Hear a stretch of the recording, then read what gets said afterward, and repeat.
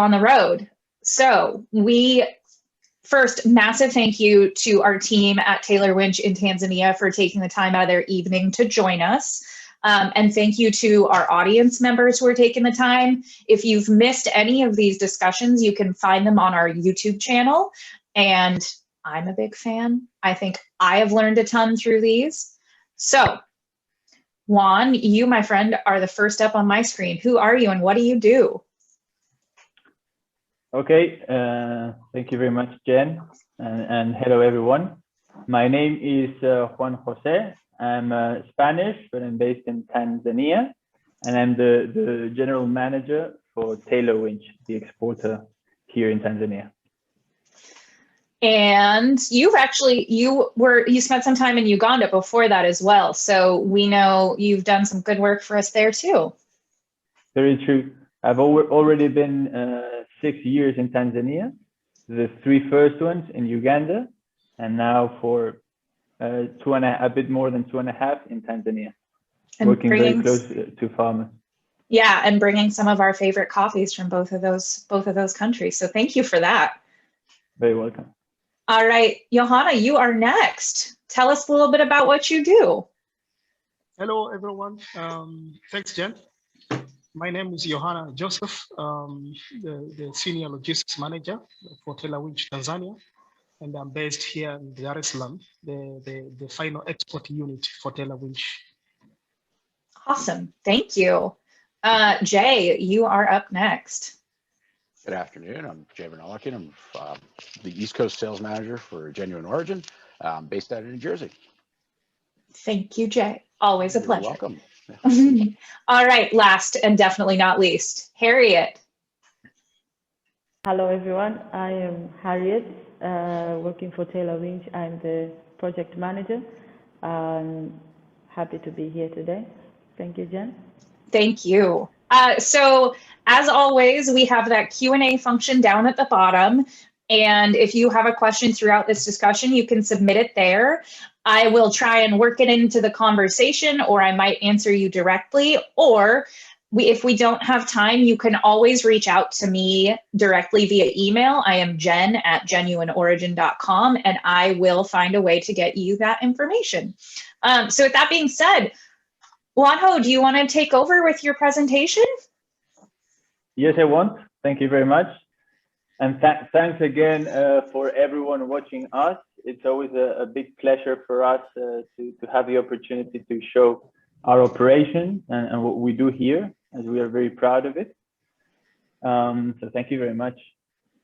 It's a very short presentation talking about the country itself, the regulation, the context. And yeah, here it is. So the first part of the presentation is context and regulation. And the second part, we focus a little bit more on what we do, on what Taylor Winch does here. It has approximately 6 or 7 slides. I'll take the first 3, and then my colleagues will continue. So what is very important to understand about Tanzania is that there are only 2 ways for producers to sell coffee. Well, actually, sorry, before that, there are only 2 types of producers that can sell coffee.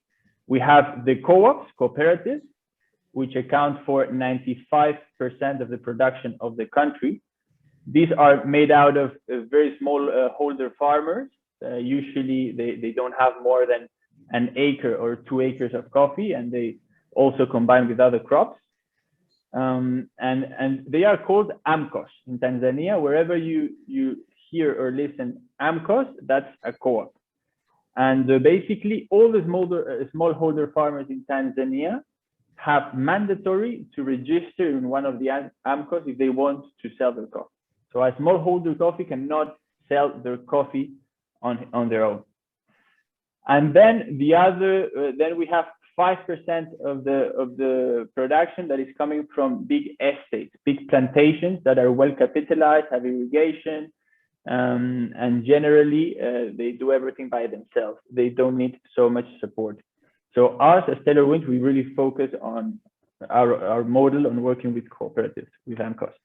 On the pictures, you can see the typical setup of an AMCOS, where you see a chairman with a secretary and the board members.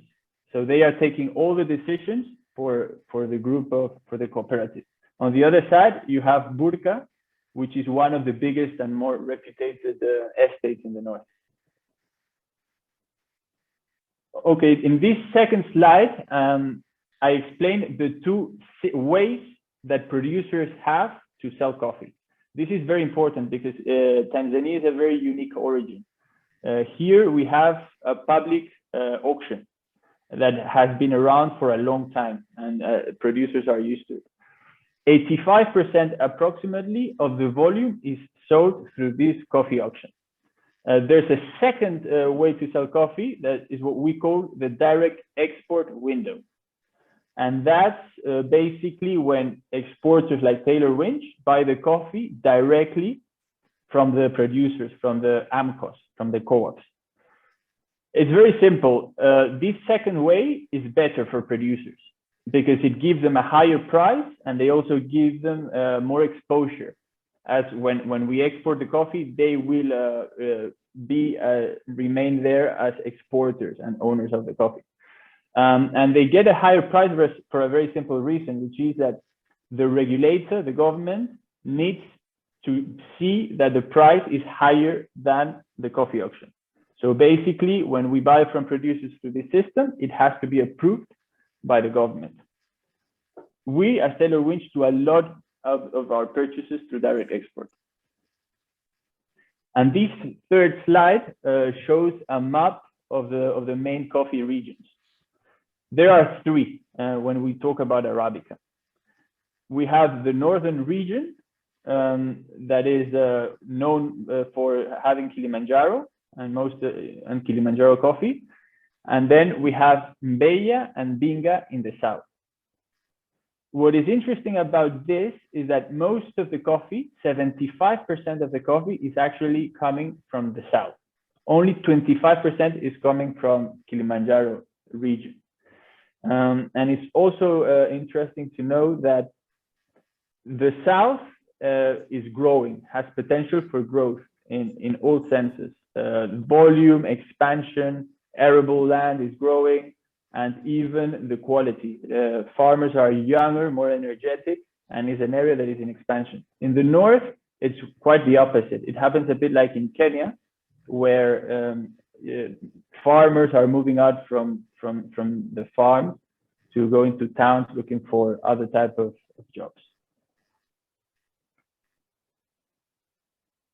Okay, this fourth slide is going to be presented by Johanna, logistic manager, and basically talks about the main quality challenges in the country. Thank you, JJ. Hello, everyone, once again. So basically, Tanzania has had a problem of coffee fading, and the reason are very simple, and we've just categorized them into three. Number one is the high temperature and humidity at the Dar es Salaam port, which caused the coffee to fade so quickly. And as Joan has already explained, that the coffee in Tanzania can stay for more than 2 months or 3 months since it has been milled to ship out or shipping in board. So the amount of time that the coffee stays in green form, it be affected because of the high temperature and humidity.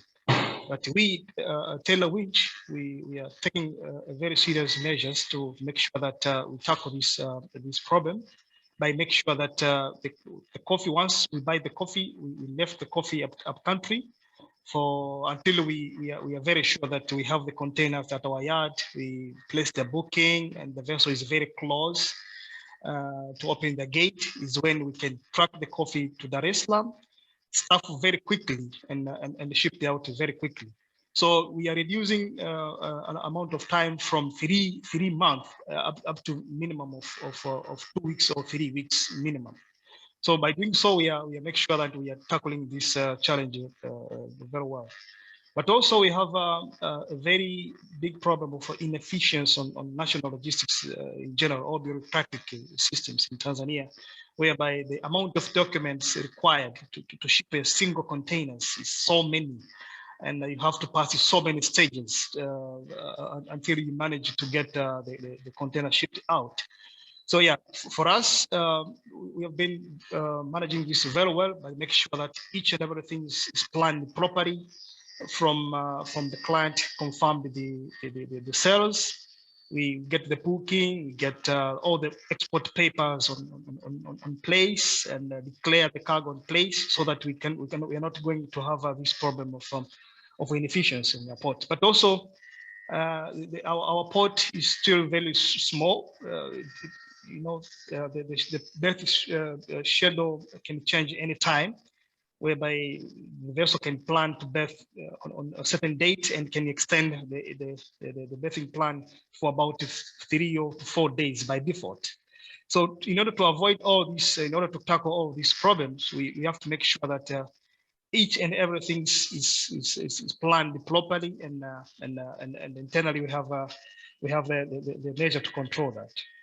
Also, number 3, our auction systems is very inefficient in Tanzania, which means it may take up to 3 months, as I said, it take up to 3 months since we made the coffee and up to the coffee shipped in boat. So, in Tanzania, we are buying coffee when it's still in green form. It should be in green form is when now you're allowed to buy the coffees. As JJ said on the previous slide, the only means to tackle this is to make sure we switch to direct export window or direct export system, whereby we have the full control. We can tell the supplier, please hold on, do not make these coffees. So we have the full control of that. Also, on direct export, we have full control of the export papers. So by doing so, we can make sure that we tackle all these challenges and make sure we deliver the coffee to our client still in fresh. Thank you very much, Johanna. I swap slide. Harry, go ahead. Thank you very much. So hello once again, and yeah, I think I will take over just explaining a little bit about what is our operation like. So you already heard about the whole exporting and stuff. So our aim or our main mission in Taylor Winch is actually to be as close as possible to the farmer. And of course, we're already closer to the roaster or to the consumer of this coffee. So this is an effort that we do for at least a whole year round. And how do we do that? Our first is just to be closer to the farmer. We are spread across the country. We have our office in North, which is Kilimanjaro, and we have our offices in Mbeya and Mbinga, which is in the south of Tanzania, as well as we are already positioned where I am sitting and Johanna is sitting in Dar es Salaam, which is the exit or the export point of our coffee. And all these facilities, they operate a whole year round, so we don't stop working.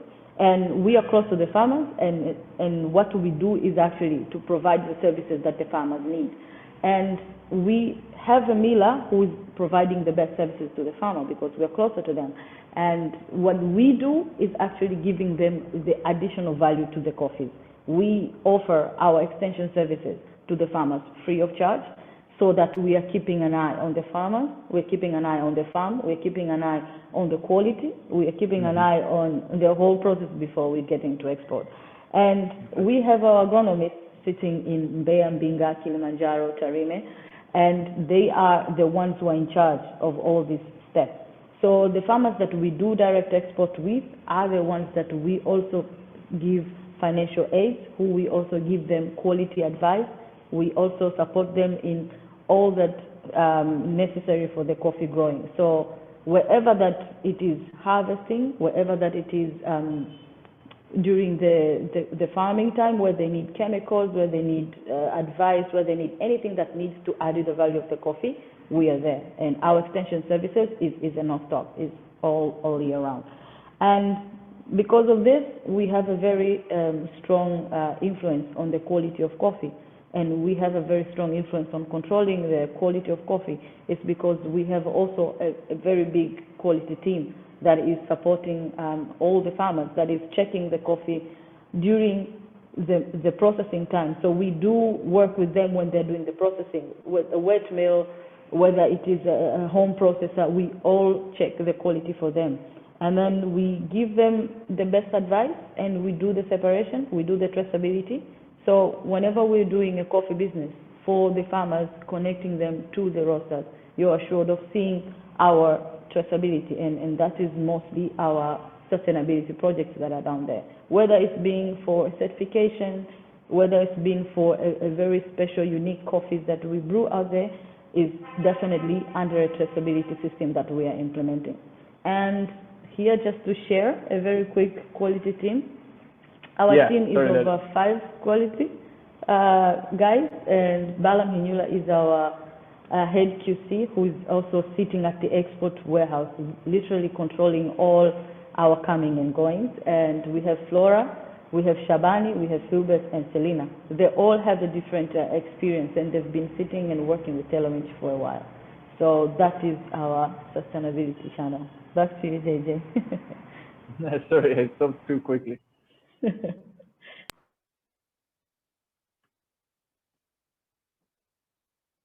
So yeah, that was it. Thank you very much. Thank you. I love when you share the QC info, because not only do we have really great QC at the New York office, but that's always going on at Origin too, and helping us to really find the right coffees for our genuine origin roasters. So we also have Rob behind the scenes. If you want to go ahead and share your screen, and we have a really cool video from the mill in Rafiki from the Rafiki mill that we want to share. It's short, I promise, and it's totally worth it. Tanzania. My name is James Bogwa, I'm the mill's manager. Rafiki Coffee, we make any coffee a better coffee. We are always in making the best that we can of Kilimanjaro and northern Tanzania coffee. So we deal with small-scale farmers, we deal with large-scale farmers, and they bring their coffee here, and we put it through our milling process. We mill the coffee, we grade the coffee, we package the coffee, and we do other secondary processes for the coffee. Rafiki was established in 1996, but started operations officially in 2002. With the open market where parchment was being bought. Parchment is the raw form of coffee after just being processed from the farms. We started buying the parchment and processing it ready for export. As time has progressed, parchment buying was stopped, and now the farmers had to own coffee, and only 2 methods of selling coffee were established: the auction and direct export. Rafiki concentrated on service delivery to the farmers. We realized difficulties with working capital. We sat down as management and decided that we can continue to support the farmers by providing the most needed working capital. But that didn't stop us in thinking of how best to go further and be able to get a good crop, because there was a need of sustainability of the coffee. Once we receive the parchment coffee, take a small sample of 500 grams. They take the moisture to see if the coffee is well dried. We take that sample to our small huller. We hull to remove the outer skin. We take that sample to our small roaster machine. We roast a small amount, 100 grams. Then we take that sample, we prepare cupping session, we do cupping, we analyze.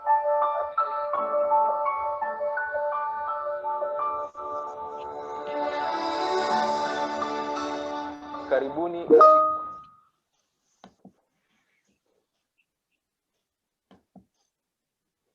Thanks, Rob. So that's also on our YouTube channel if you wanted to go check it out. I know it was a little bit stuttery because one never knows with Zoom how it's going to go. But it's a really beautiful video and I highly recommend it. So that being said, I think Rob's probably going to throw up his first poll. So keep an eye out for that.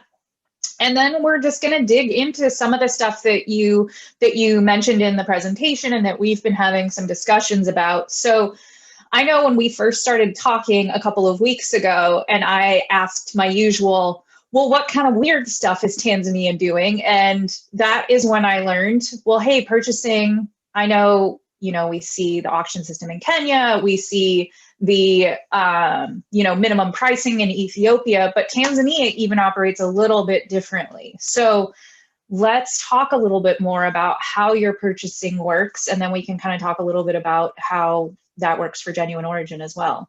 So whoever wants to field that one. That was a question? It was a question. Purchasing is different in Tanzania. How is it different? Yeah. Okay, absolutely. I briefly talked about these already, but as I said, we have the auction. So the auction is the easy way for producers. Mm-hmm. It still has a function, and that's mainly that it provides a lot of liquidity. So whenever a farmer or a producer wants to sell coffee, the auction is always there buying, right? But what we are trying to do is choosing the AMCOs, the co-ops, the farmers that we want to really partner with. Mm-hmm. We help them produce better quality. We help them on a number of aspects to potentially increase the value of the coffee. And then we do this so-called direct export, which is worth it. Absolutely. As I said, it brings a higher price for the farmer, but it also gives them the chance to be the shipper in the document. So with these, what we've noticed is that it gives them the chance to build a reputation on the destination country. And when we export the coffee like this, and the coffee is loved or it's successful in a certain country, the next year there's a lot of roasters and buyers asking for that specific co-op or name.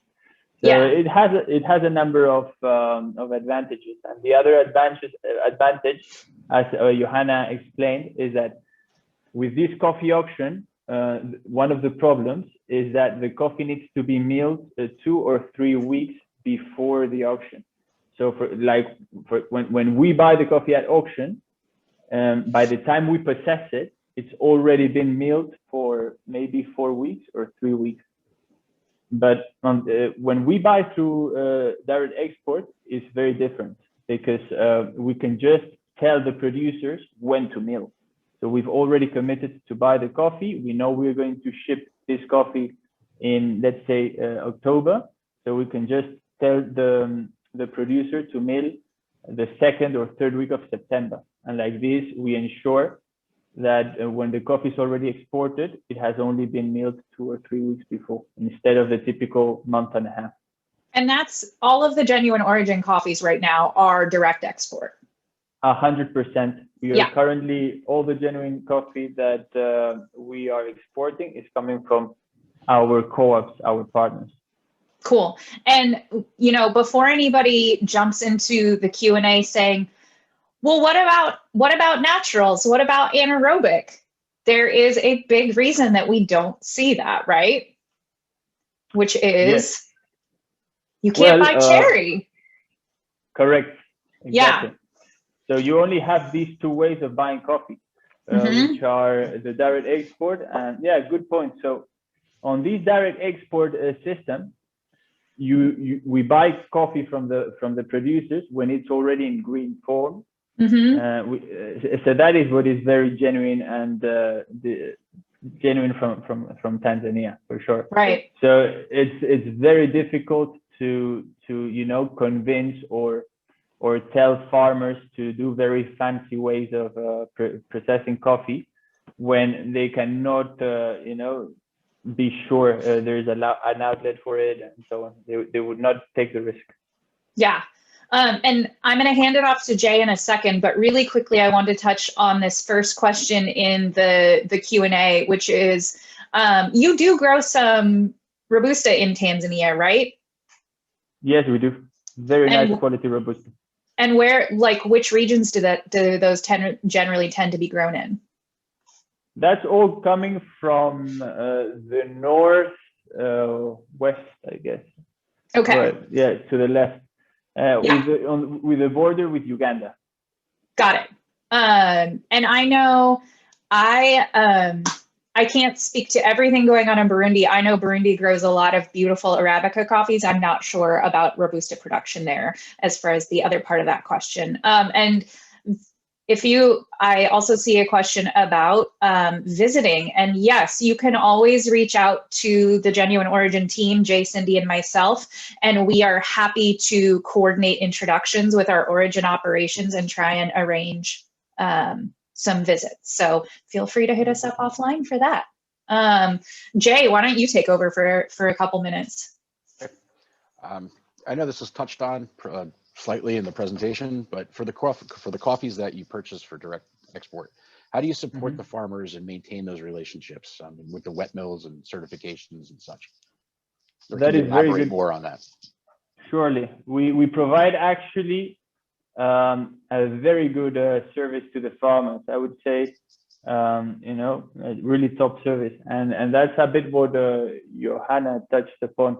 We see our business or our operation as providing a 5-star service, not only to our clients overseas, but to farmers as well, you know, at the same level.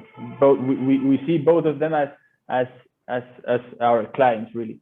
So the service we provide to farmers, really, first of all, we select the AMCOs because we provide such a good service. We make sure we select the AMCOs that are producing the best quality, and also the ones that are showing the best attitude.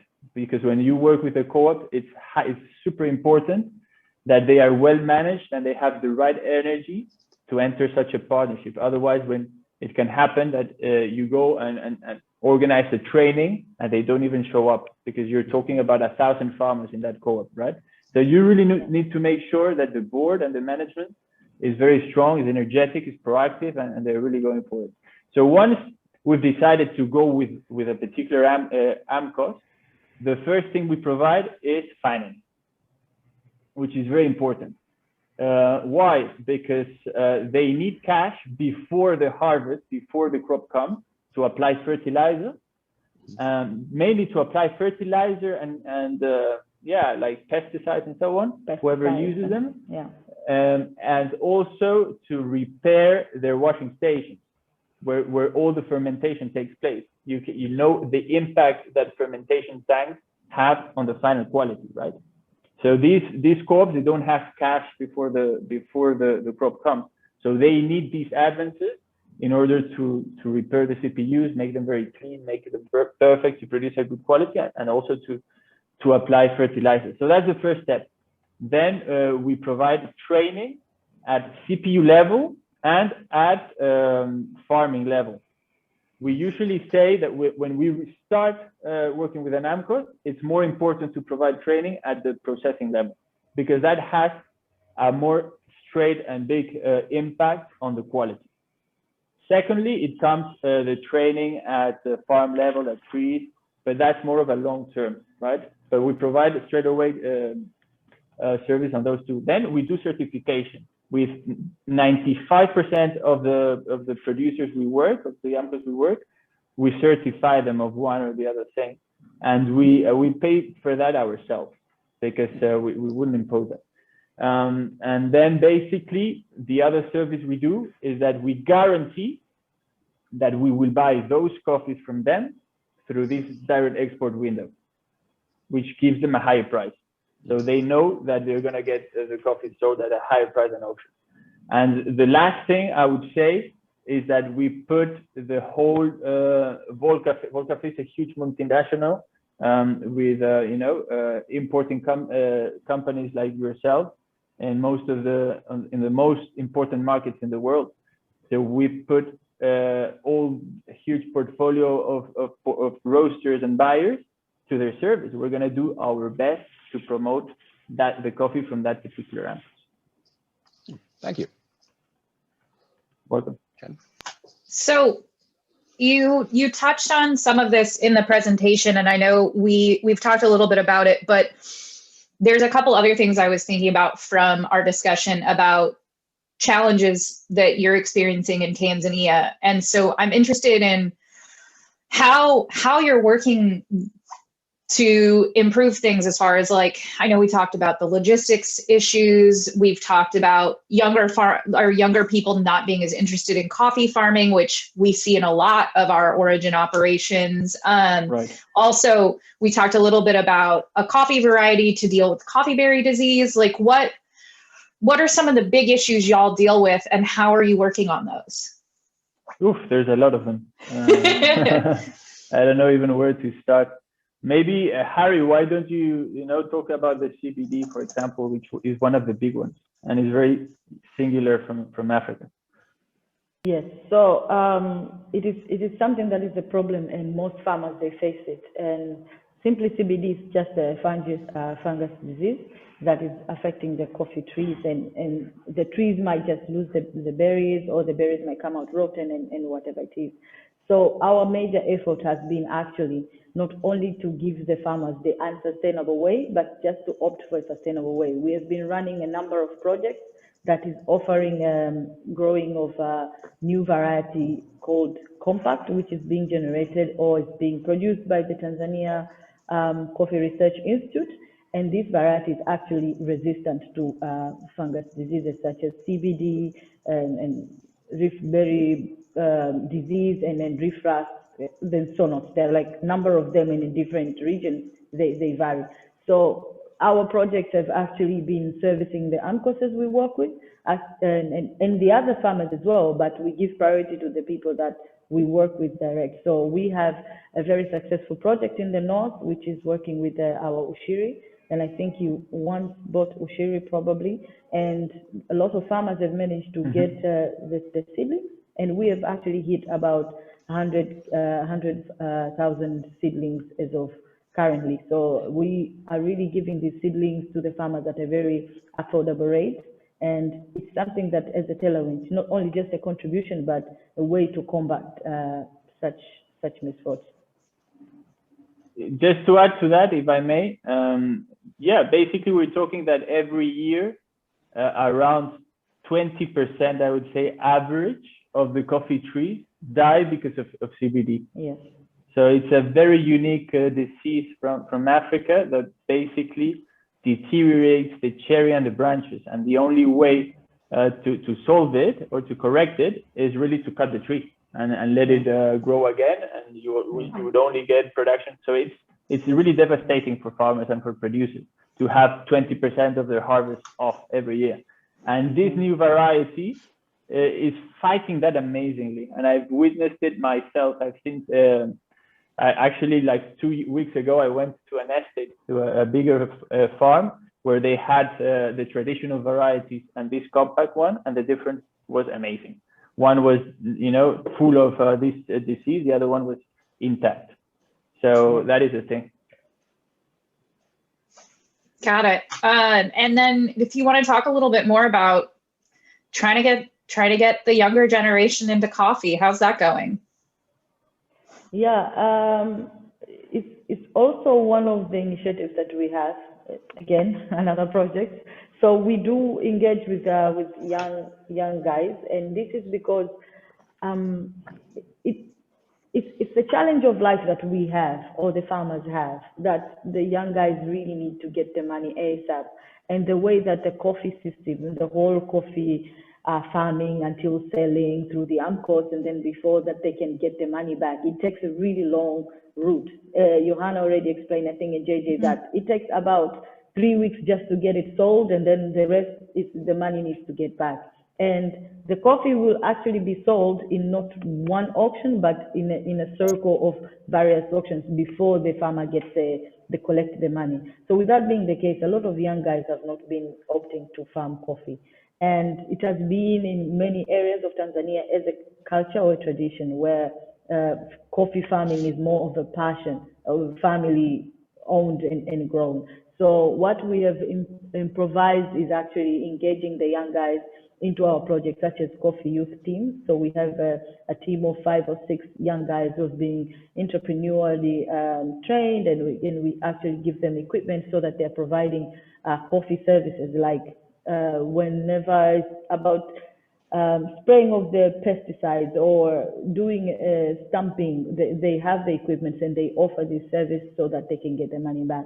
Also, we engage the young guys in our various trainings and actually giving them the opinion on how to run the farms. They have to understand the extent of it. So the whole engaging of the society within the AMCOS has been really a good success, and we are seeing the numbers turning up.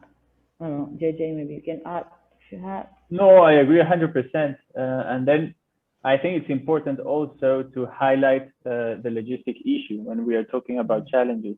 Johanna already explained, but for me is really the biggest one. We all know that Tanzania has had a reputation of coffees fading, right? And the main reason for this is the conditions in Dar es Salaam, as Johanna said. But Dar es Salaam is the port for Tanzania, and the conditions are quite similar to any other port on an origin country. They're all very similar, all in a very, in the same side of the hemisphere. But the main difference here in Tanzania is that the exporters and the warehouses are also located in this port. So to make it very clear, we can compare it with Kenya. Kenya has all the exporters and warehouses in Nairobi, where the temperature and condition is perfect. Yeah, it's cold, it's higher. So what they do is they store the coffee there, they process it, and they stuff it in the container in Nairobi. And afterwards, when it's already in the container is taken to Mombasa, which has a similar condition to Dar es Salaam, and the coffee only stays there for 1 week. In Tanzania, what it has been typically happening is that exporters buy the coffee, they bring it to Dar es Salaam, they keep it there, they try to sell it. When they manage to sell it, they process it, then it goes through the whole bureaucratic and inefficient system until it gets exported. So we're saying that it stays typically in Dar es Salaam for 3 months, 4 months, which is devastating for quality. And as Johanna said, what we are doing to tackle that is leaving the coffee up country until the last minute. Up country, we have completely different conditions. We have cold temperatures and dry, and coffee can stay there for a month without any problem. So what we are doing now is making sure that all our high-end shipments and specialty shipments, the coffees are only brought to Dar es Salaam when the container is already in our yard.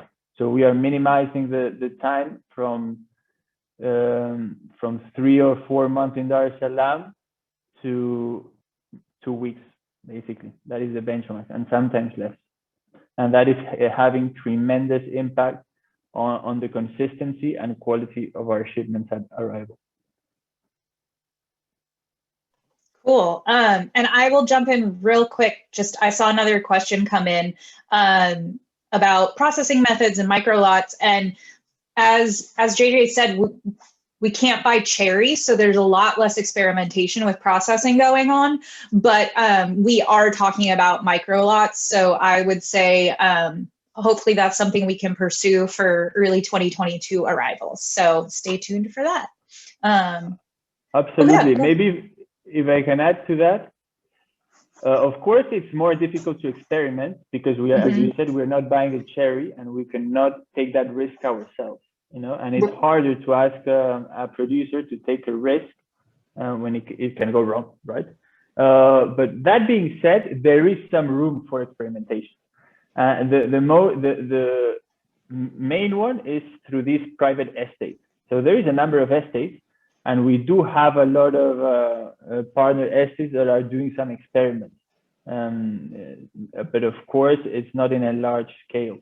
And even with these co-ops, we do, when we have enough confidence, we do ask them to try certain things. So we already are doing small trials. It's small, it's growing, but we haven't. We have some doing natural, some doing honey, and other fancy stuff. Cool. Jay, you want to take it for a second? Sure. So you touched on Vol Cafe Way. I was just wondering, what are some of the challenges you're experiencing with it, or the struggles? Elaborate. Yeah, that is a big one. Vol Cafe Way, just to introduce it quickly, is the sustainability effort that the group is doing, and it has a lot to do with farming as a business, and it also requires a lot deeper training and level and proximity to farmer than any other certification. It really requires a level of intensity much higher than any other certification, such as UTZ, RFA, or you name it. So yeah, we're doing it. It's growing. We're going slowly, but basically, one of the main challenges, if you're asking me for challenges, is that all our agronomists and field officers need to have a very good, powerful mobile telephone, right? To start with the app, because it all is focused on data, capturing data. So we have this app, which is amazing. It's quite heavy, but it's amazing, and it can capture data even being offline. But teaching and managing such a complex app and to be able to capture all the information and the data on an accurate way and on a daily basis by all our team is the main challenge. But we're certainly improving, and we're getting there. And it's a very exciting project, I must say. Nice. What are the, on the flip side of that, what are the achievements that you're most proud of?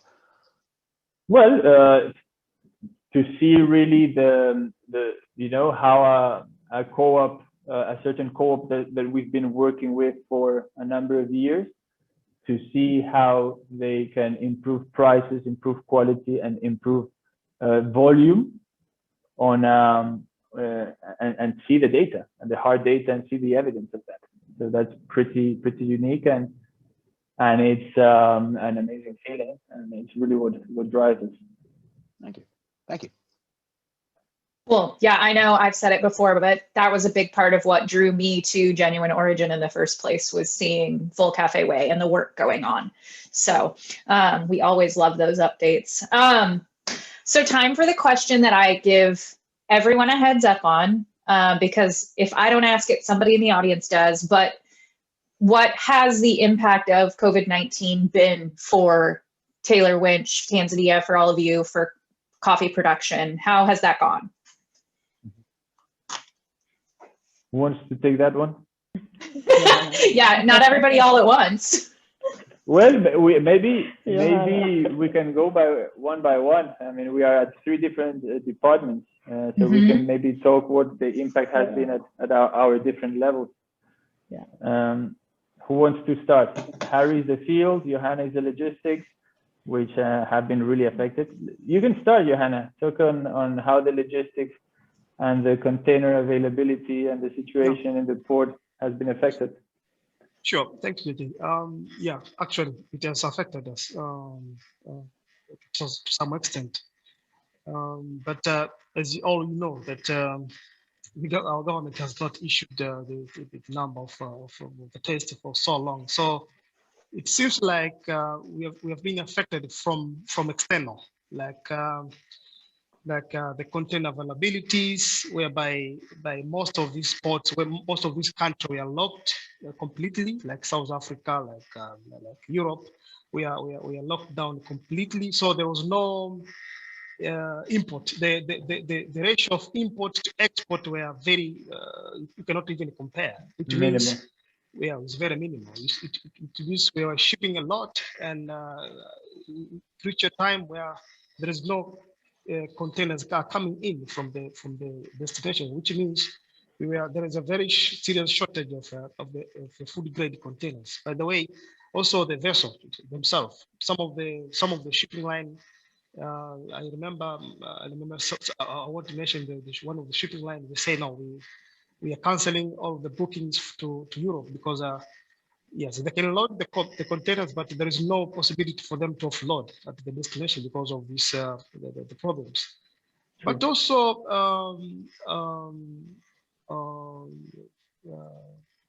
when we're talking about the bureaucracy and the inefficiencies that the government also that was really affected because now if you impose some measures, some regulations, people to wash their hands, people to stay social distancing.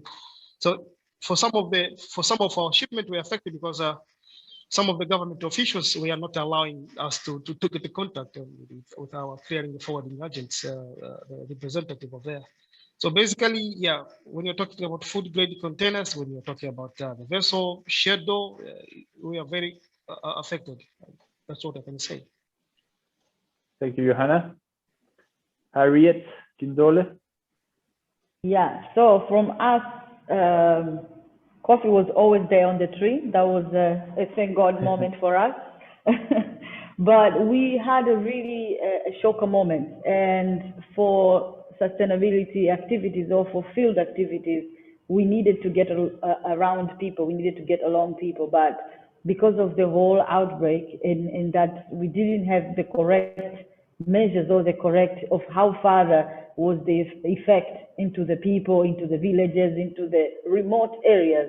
It was a little bit of a staff team, and I think at some point we had to somehow halt and just waited until we could really have a clear vision, because most of our field staff, they do live in villages but separate villages. So for us to probably become the agent of a transmission was a little bit of a shocker for us. So our major problem was actually ruined plans.